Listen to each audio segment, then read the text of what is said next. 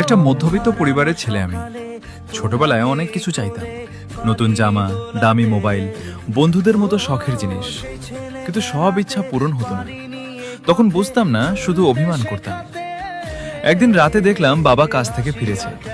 ভেজা শার্টটা খুলতেই বুঝলাম ওটা বৃষ্টির পানি নয়, ওটা ছিল বাবার ঘাম।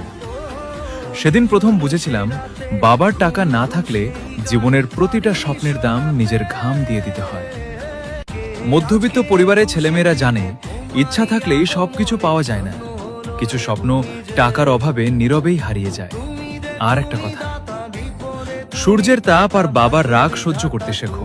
কারণ সূর্য ডুবে গেলে পৃথিবী অন্ধকার হয়ে যায়, আর বাবা চলে গেলে পুরো জীবনটাই অন্ধকার হয়ে যায়।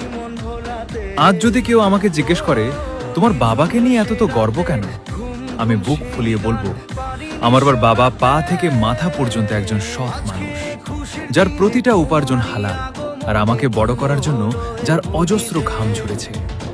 সেই ঘামের ঋণ সারা জীবন চেষ্টা করেও আমি কোনোদিন শোধ করতে পারবো না। বাবা মামে ভালোবাসার আরেক নাম, যা আমরা অনেক সময়